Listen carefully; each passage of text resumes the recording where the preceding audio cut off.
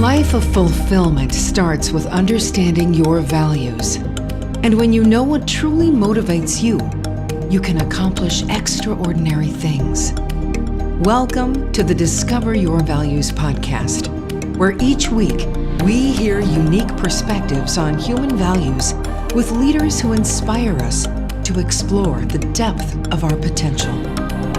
Now, here's your host, Jacob J.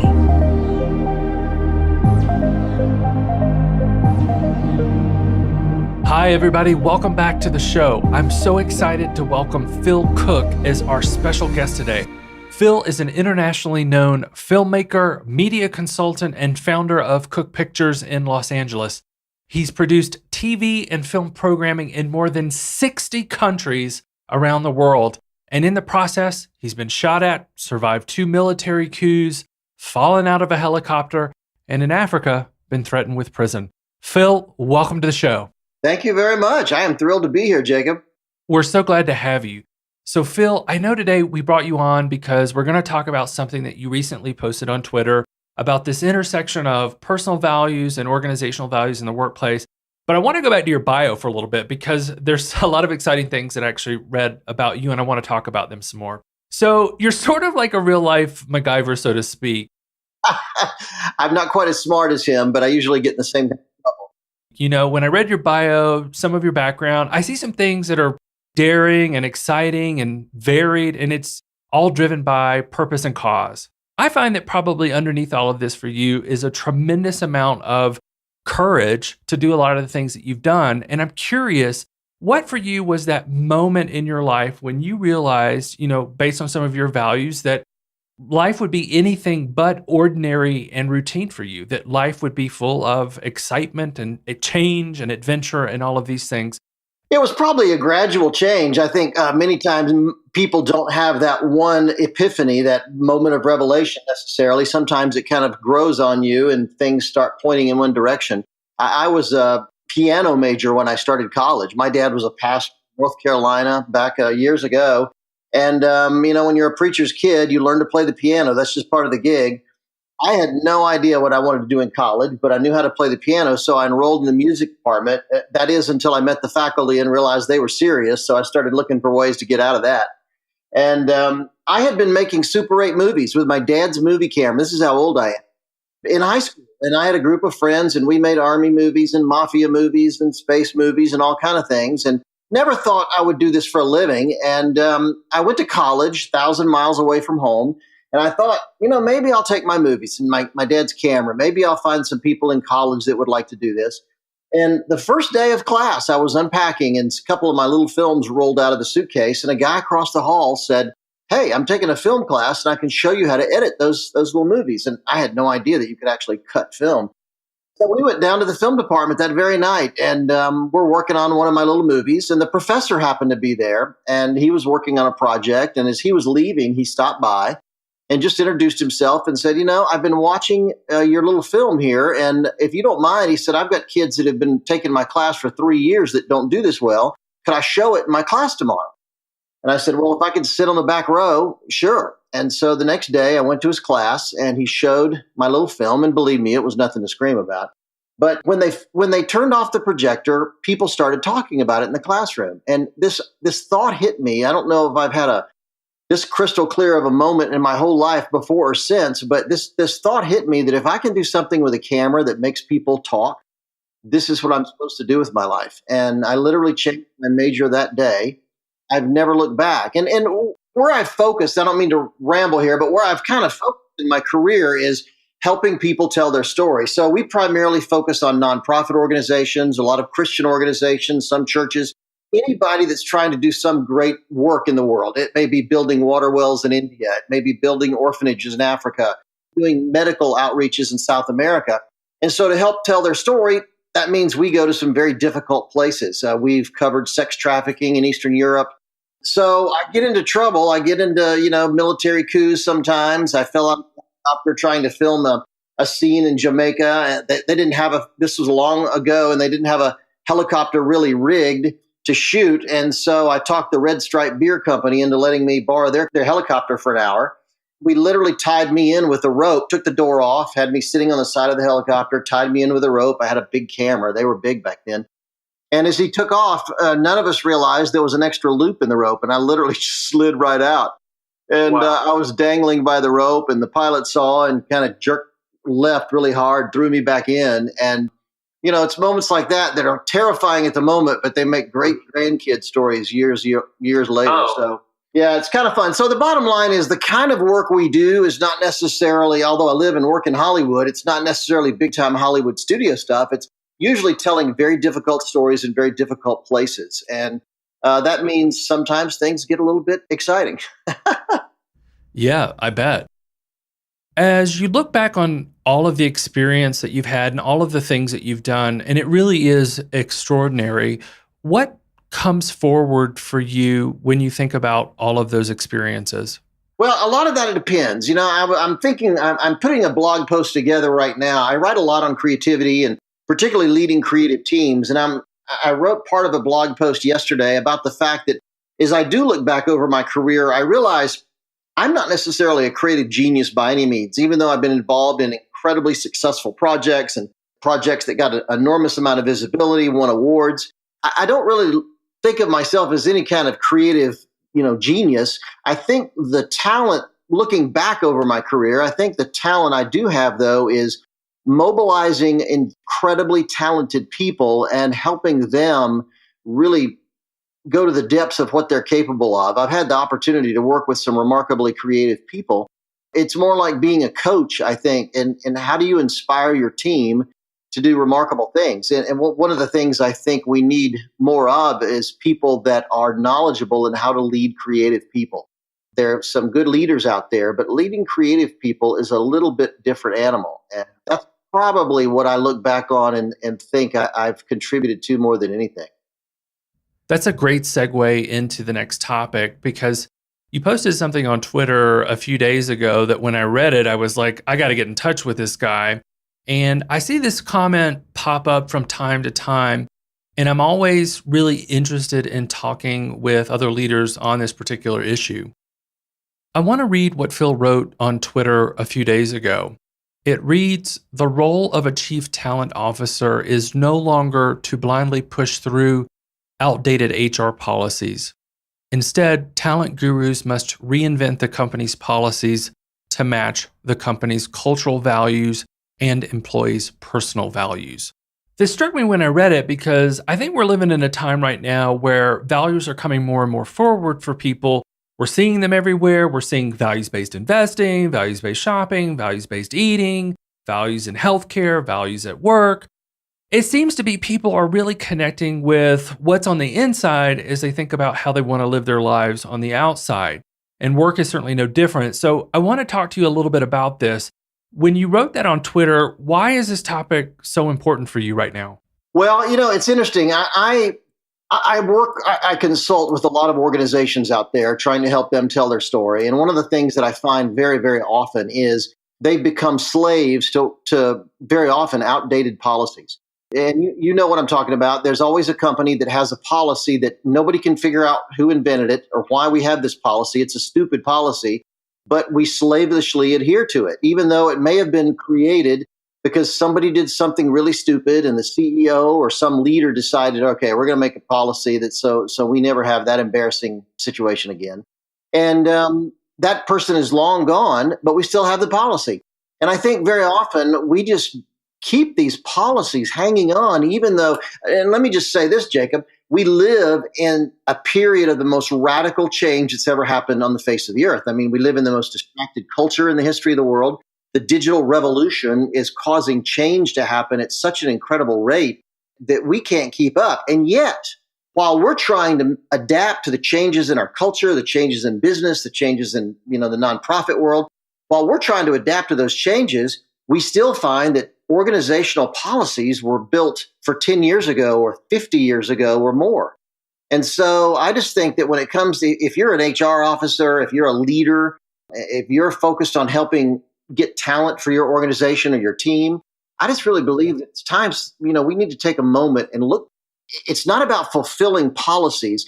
It's about finding the right chemistry and the right team that will help move what we're doing forward. Does that make sense at all? Yeah, totally. And when you think about some of these outdated policies or things that you'd like to see reinvented, is there anything that's top of mind or things that you've seen in some of the consulting work that you've done? Oh boy, I've seen some. I'll give you a great. I'll give you a really good one. This may not it won't apply to many people, but I thought it was just outrageous. My wife and I went to Hawaii a couple of years ago to speak at a leadership conference, and executives and marketplace leaders were coming in from all over the Pacific to meet in Hawaii for this big conference. And so we had gotten there early. We decided to go out and sit by the pool. And so we went out by the pool at our hotel, and we're about the only ones out there. It was early in the day.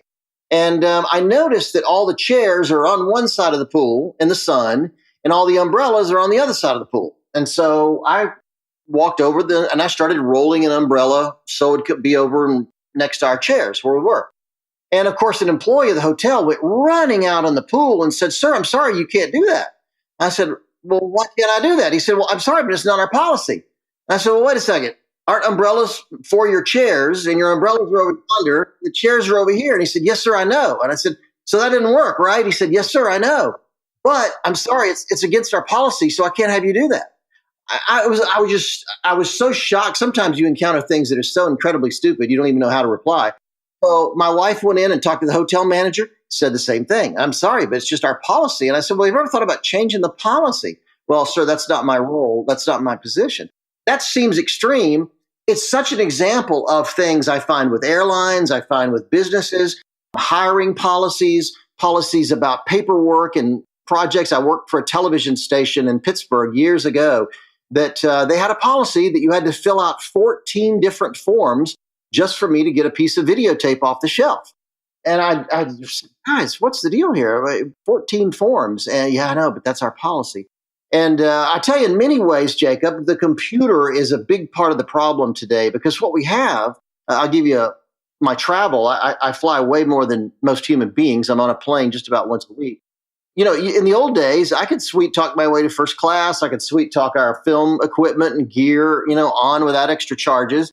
But now we become slaves to the computer. So the person at the ticket counter or the person at the desk is a slave to whatever the computer says. "I'm sorry, sir, that's our policy. It's right here on the computer." And what we've done is we've lost the ability to think and adapt to certain situations. A great example is when your bag is overweight. They make you take stuff out of that bag to put in your other bag. Well, both bags are going to the plane, right? "Yeah, I know, but it's in our policy that one bag can't be over a certain weight." So anyway, I don't mean to ramble, but the truth is there's so many policies that we have that are just holding us back from going out there and creating a ruckus and accomplishing something significant. Yeah, and I imagine it has to be pretty frustrating for employees too, people on the front line who know that some of this stuff is ridiculous. Because these individuals, they have their own values, and we're going to talk about personal values in a minute, but I'd love to hear from you. How do you think cultural values are shifting in organizations today? And I'm specifically talking about the company, because most companies have their own value statements. And that's another thing that I find in some of my own research, that a lot of it was probably created 100 years ago when the company was founded, but it really hasn't kept up with some of the time. So I'm curious what you've seen in some of the work that you're doing. Yeah, it's interesting that over the course of my career, I've seen such a radical change out there for the better in so many cases. My father's generation, for instance, didn't have leadership experts like John Maxwell to read and study and talk about. We didn't have these kind of resources that we have now for how to shape a company. So in the old days, it was everybody had their little gray metal desk and everybody had their typewriter and their phone, and it was just the way it was. Today, what we've seen is a much more relaxed atmosphere, even with investment companies or law firms that, are normally pretty buttoned up. We're seeing a remarkable relaxation visibly just of the clothes we wear, of how we can do our office. I worked with one large nonprofit in the Midwest that once I crossed that hurdle with them and were able to say, "Look, you want to hire young, talented, brilliant people, but you're never going to do it if you make them wear a coat and tie every day and you have the same exact cubicle." And we started ripping up carpet and redoing walls and redoing the lighting. And it just so energized the employees. They could create their own space. And suddenly the creativity coming out of this organization was just remarkable. So values do matter. And what you find is companies that appreciate and respect the values of an employee are companies that employee is willing to trust and therefore dedicate a lot more focus, time, effort.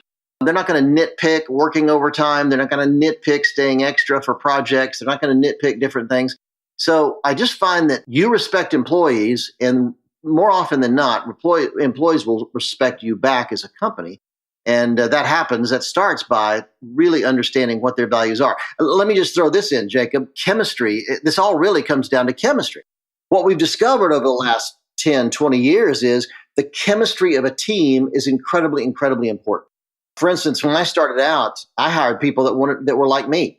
I hired people that were good at what I was good at, that liked what I liked, generally people that I'd want to go to dinner with or go hang out with. Then I realized, wait a minute, I'm just duplicating myself. How does that help? That's not helping us in areas that I'm not good at.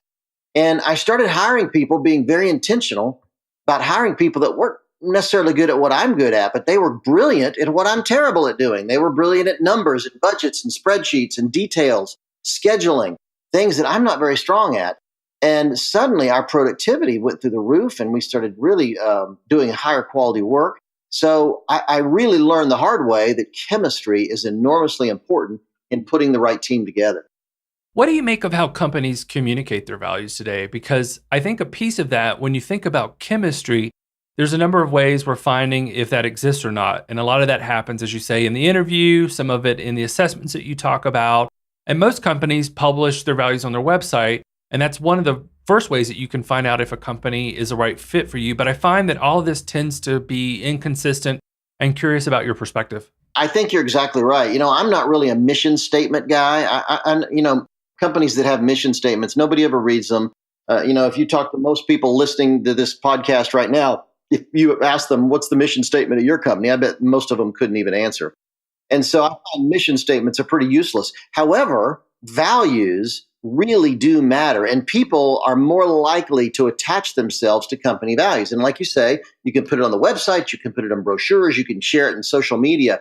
But I think something even more important is how it's shared from the leadership. I think sharing the values from the leadership, for instance, I mentioned the leadership expert John Maxwell a minute ago. John taught me one important thing years ago, and that was what he calls walking through the factory. He just believes that every leader needs to get out of the office, go out, walk through the factory, get to know your team, get to know people, even the guys at the loading dock or the girl at the reception desk or the guy at the reception desk or whoever. Just walk through the factory and get to know people. And when you do that, you start sharing the values of the company, you start sharing your personal values, and that's when it really starts connecting with people. When they see the leader or leaders start engaging personally with them and using that opportunity to share, here's what's important to me, here's what's important to the company, here's why I founded the company years ago. Those times of sharing values, I find, are far more helpful, and they're remembered for a lot longer than just putting them on the website or in a brochure or having them in other places or having them framed on the wall.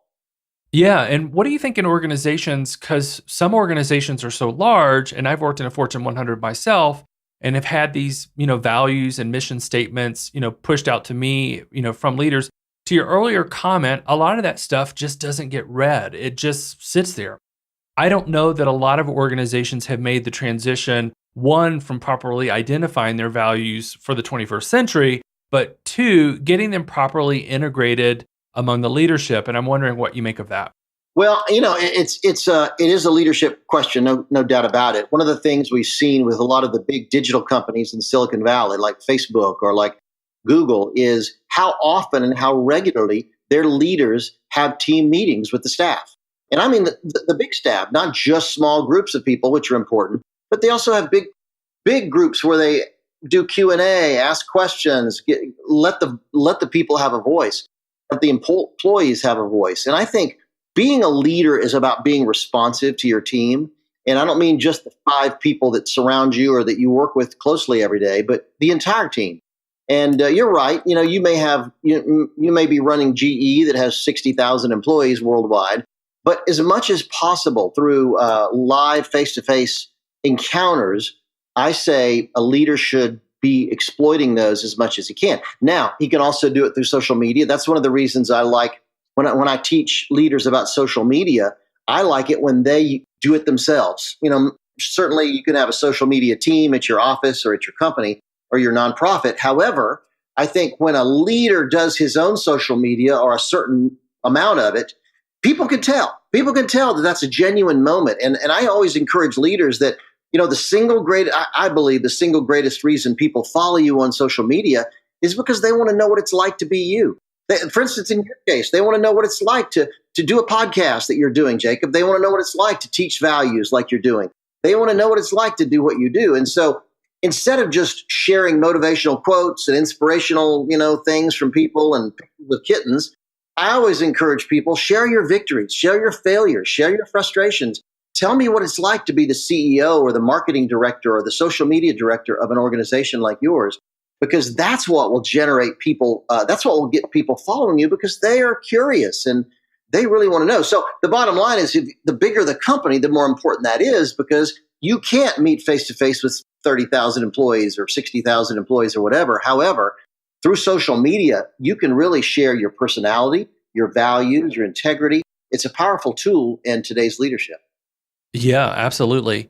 So for the hiring manager that's listening to this podcast and he or she may be interviewing an employee tomorrow or this week, when we talk about that chemistry and finding the right match, where the personal values and the organizational values come together in a way that's really special and benefits everybody involved, what comes forward for you when you think about what hiring managers should be looking for in those interview conversations? Well, I wrote a blog post at my blog at philcooke.com, Cooke with an E, by the way, philcooke.com recently about when you do hire people, the resume is important, no question. However, also the fit within your team is even more important.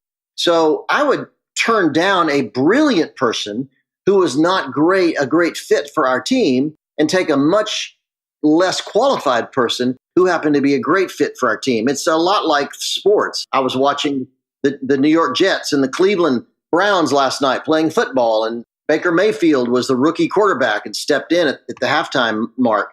Tyrod Taylor got injured. And so just the way he stepped in and electrified that team, they were behind 14-0. But when Baker Mayfield stepped in, everything changed. Just his mere presence on the field changed attitudes. The audience lit up, the team rose to another level. And so I think as a leader, it's our job, or a hiring manager or HR professional, it's our job to think, okay, what does our team need right now? And really focus on that as much as I do on people's resume. Obviously we need resumes. We also need bios. I love to hear a bio. We live in a storytelling culture. So I love, by the way, I'm throwing this in for free. I love to have people submit a biography because I want to sense their ability to tell a story. I think we live in that kind of a culture today, particularly I work in Los Angeles and Hollywood. And so I'm particularly fascinated by people's ability to tell a story. So bios, I think, are more important than ever. But the bottom line is it's not just a resume anymore. It's their ability to fit in with a team, their ability to, how is that chemistry going to work? I just think that's important. And of course, all that comes from values. I just think that we can't escape that. We kind of, we want everything to be scientific. We want everything to be factual and objective. But the truth is, values are not necessarily factual and objective. Values are a little bit more spiritual. They're a little bit more motivational. They're a little bit more, you just really can't evaluate them the same way you can evaluate a skill. I think we've come to a place in our culture very often where we're embarrassed to talk about values. But the truth is, I wrote a book a few years ago called One Big Thing, Discovering What You Were Born to Do. And I have a phrase in that book that values are your bumpers on the bowling alley of life. Your values are what's going to keep you grounded. They're going to keep you from cheating on your husband or your wife. They're going to keep you from stealing money from the company. They're going to keep you from, doing that cheating on that project you're working on. They're going to keep you from being bitter about someone at the office who may have gotten a promotion when you didn't. Values are what keep you really steady. And that there's a phrase that integrity is what your life is like when nobody's looking. And I think values are a really, really important part of all that. What do you say to the employees? So let's flip it around rather than the employer, but to the employee or potential job prospects that are listening to this right now who find it very easy to conform to social norms and take the job, with the most money. Because I find that in the workplace, for a lot of folks, people are not in tune with their personal values. They're in tune with what they think they should be doing. It creates this tension once they get the job. So what's the best advice you can offer to these individuals? I've certainly read research that indicates when an employee is working at a company that shares their values, that respects their values, it's much more harmonious. It's much more of a joy to work. They accomplish more. I mean, there's definitely an upside to finding a situation where you and the company are in sync when it comes to character and values, integrity, those kind of things.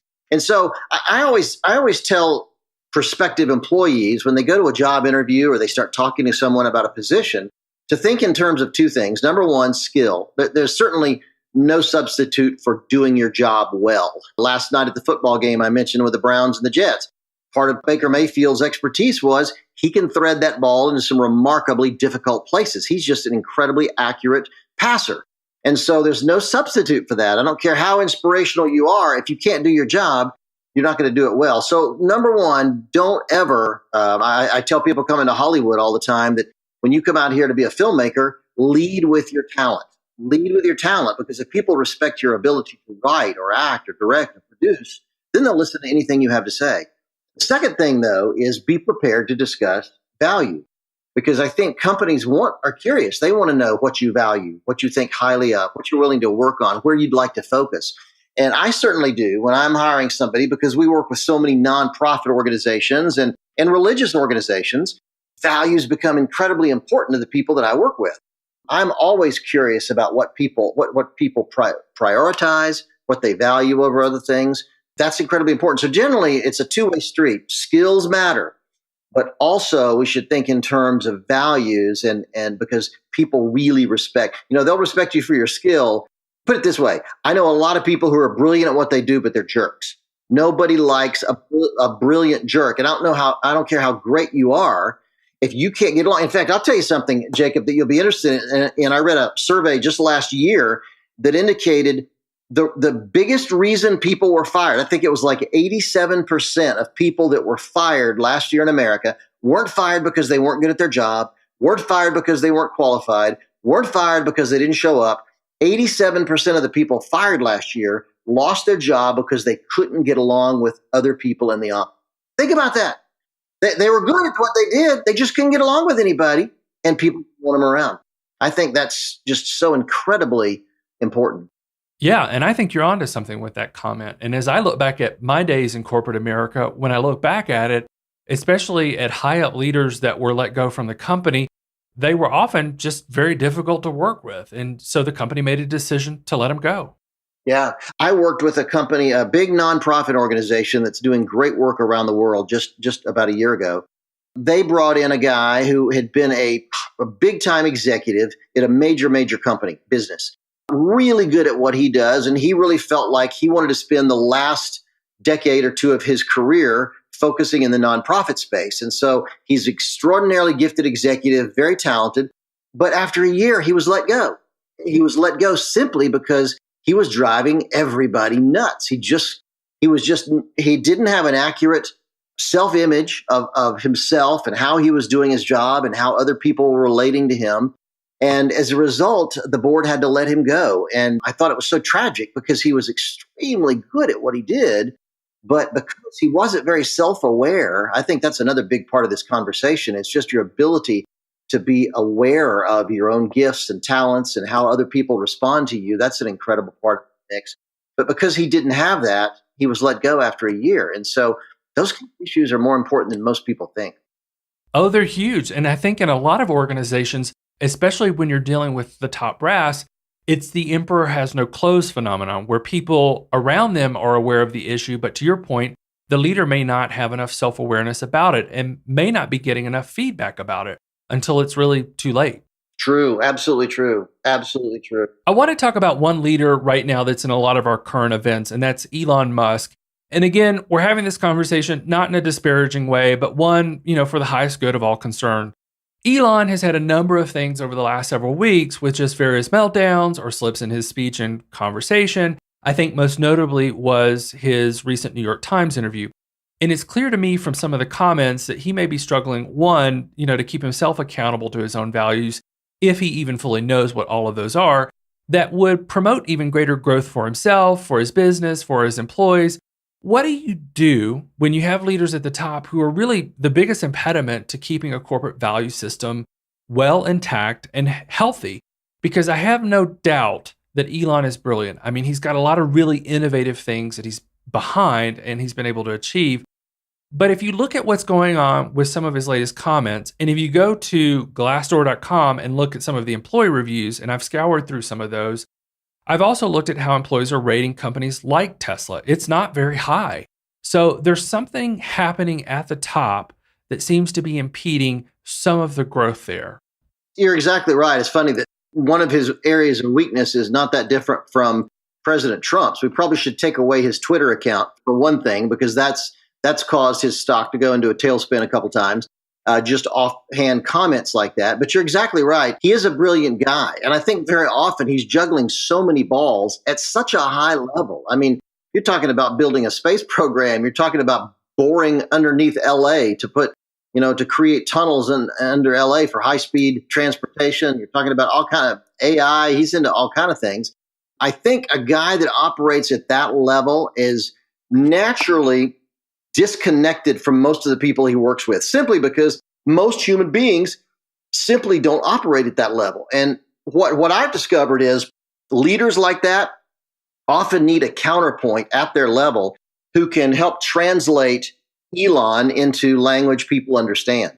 One of the things that I find right now in the Me Too movement, and Elon has not been, to my knowledge, accused of anything like that, but just as a parallel example, and this whole Me Too movement that kind of started in Hollywood and has gone into business and government and everything else, we're finding leaders that simply aren't accountable, finding leaders that didn't have anyone to say no. And I think very often when you reach a certain level in business or leadership, people start to feel like they can't make a mistake. They feel bulletproof. They feel like nobody's going to tell me no. And that's an incredibly dangerous place to be. I mean, when you look at Harvey Weinstein, the guy owned Hollywood. I mean, he was an incredibly influential leader in Hollywood. And then there have been others who have gone down since. And yet, even though with that kind of influence, he still had a weakness that no one was willing to confront him about, apparently. And so I think one of the things I always encourage leaders, you're never too big to be accountable to someone, whether it's a close friend, whether it's a member of your board of directors, another executive. People need to be able to tell you as a leader, hey, Bob, hey, Susan, hey, Jack, that's a really dumb idea. You really shouldn't do that, and not have to worry about them losing their job. And so a lot of situations with leaders like Musk, I think, come out of that sense of, I don't want to say entitlement, but I say that they're just operating at this remarkably high level where very few people feel confident to say, that's not a good move. That's not a good statement. We shouldn't release that right now, or we should release this or something else. And so, and the other thing we see with President Trump is you also see, because he came out of the business world, I think somebody who gets offended really easily, and it's naturally a business thing to think, if that guy wronged me, I'm going to crush him. And so you can't always do that in a political sense. You have to be much more discreet, particularly if you're trying to be a respected statesman. And yet he keeps getting caught up in petty little things. And in fact, it's not unusual. I'm amazed at the number of high-level executives with companies and in government across the board. It's remarkable how often they get caught up in something petty because they got offended, they got their feelings hurt, and by golly, they're not going to let that thing they're not going to let it go. And it often ends in their downfall. Jacob, I don't know if I answered your question. I kind of rambled there. All those issues, I think, are so critical. Yeah, you're absolutely right. No, this is great. So, in the future, if we look forward as we continue to move into this movement towards living by our values and creating more awareness about our values, I believe that organizational values and personal values will make some progress in terms of their intersection and alignment between organization and individuals. What does the future look like for us in this type of environment? Well, sometimes I think it looks bleak because I think people generally are so fact oriented, so scientifically oriented, and there's nothing wrong with science, don't get me wrong. But I think we do move into an area of scientism where we start worshiping that, and we don't think in terms of values and character and integrity. And I think that sometimes I despair, but I think overall I'm seeing people like you and I think other leaders who are starting to catch on and understand the fact that when you inspire your team, they're going to do remarkable things. I learned long ago. In fact, there's a classic book called by Dale Carnegie called How to Win Friends and Influence People, and I think he wrote it in the 50s or 60s, but it's still so relevant because it's all about the fact that you can order somebody to do something and they'll do it if they're your employee. However, let them think it's their idea. Inspire them, give them some rope and give them a little creative freedom, and they will knock themselves out to accomplish it. When you let your team inject their values and their priorities and what they love into doing a project, you're just going to see a remarkable difference in the way that project is carried out. So I see that more and more leaders are understanding that it's not about just telling employees to do something. It's not about having a policy. It's not having rules. It's really about inspiring your people to go above and beyond and do remarkable things. In every case I've encountered that, they've come back with so much more than anyone expected, and it's been incredibly positive for the organization. Phil, this has been incredibly insightful. I have truly enjoyed our conversation today. Tell our listeners a little bit about how they can stay in touch with you and continue to follow the good work that you're doing. Well, I've had a great time too, by the way. And if people would like to check me out, my blog is at philcooke.com, philcooke.com. As I mentioned, I'm Cooke with an E. At Phil Cooke is my Twitter handle. At Phil Cooke is Instagram. I'm on Facebook. And I would just, on my blog, I write about the intersection really of kind of culture, media, faith, those kind of issues that are important to me. And so values are a big part of that. And I think if people are interested in looking at values and how they impact the workplace, I write a lot about that. So philcooke.com would be the place to come. You can comment on my blogs. You can get in touch with me that way. And I would love for people to go on Amazon. You can type my name in and my books will come up. And I'd be thrilled for people to go check those out. I'm just honored to be on the program. I think this is a great podcast. I love your focus and where you're going with it. I do think it's so very, very important. Thank you again, Phil. It's been a pleasure. And to all our listeners, make sure you check out Phil, and we'll catch up with you next week for the next episode. Thank you, Phil.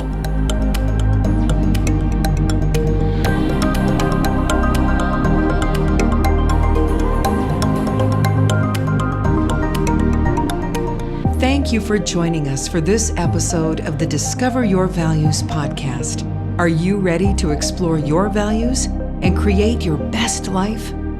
Visit discoveryourvalues.com and download our workbook to begin your journey.